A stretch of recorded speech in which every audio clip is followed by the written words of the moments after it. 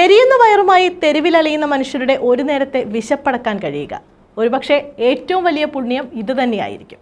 Karunagappally town LP സ്കൂളിലെ കുഞ്ഞുങ്ങൾ കയ്യിലൊരു പൊതിച്ചോറ് കൂടി കരുതി. ഒരു കുഞ്ഞിളം കരുതൽ.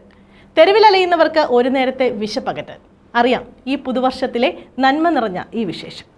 ഈ പുതുവത്സര വേദിയിൽ ടൗൺ LP സ്കൂളിലെ വിദ്യാർത്ഥികളും ടീച്ചേഴ്സും മാതാപിതാക്കളും കൂടി ചേർന്ന് ഒരു തെരുവിൽ അലയുന്ന പാവപ്പെട്ട മനുഷ്യർക്കായി ഞങ്ങൾ ഒരു പൊതിച്ചോറ് നൽകുന്നു.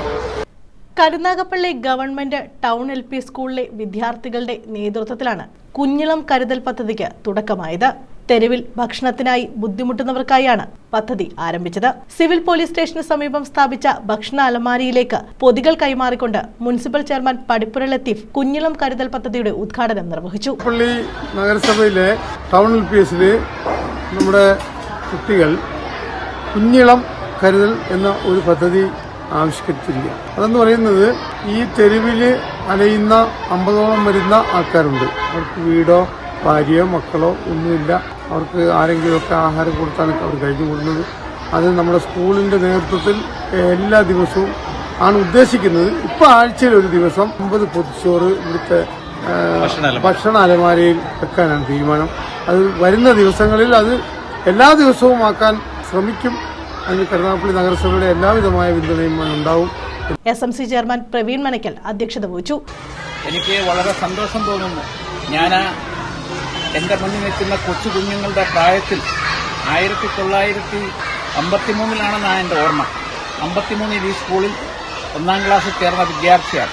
എന്റെ പഴയ അധ്യാപകരെ എല്ലാം ഞാൻ ഓർക്കുകയാണ്. അന്നത്തെ എന്റെ കുട്ടികളെയും എല്ലാം എന്റെ സ്മരണയിലുണ്ട്. ഇപ്പോൾ ഈ ചടങ്ങ് കാണുമ്പോൾ അന്നത്തിൽ നിന്ന് വ്യത്യസ്തമായി നമ്മുടെ സമൂഹത്തിലുണ്ടാകുന്ന അവശത അനുഭവിക്കുന്നവർ, ഒരു നേരത്തെ ആഹാരത്തിന് ബുദ്ധിമുട്ടുന്നവർക്ക് ഒരന്നം കൊടുക്കുക എന്ന് പറയുന്നത് ഏറ്റവും വലിയ പുണ്യകർമ്മമാണ്.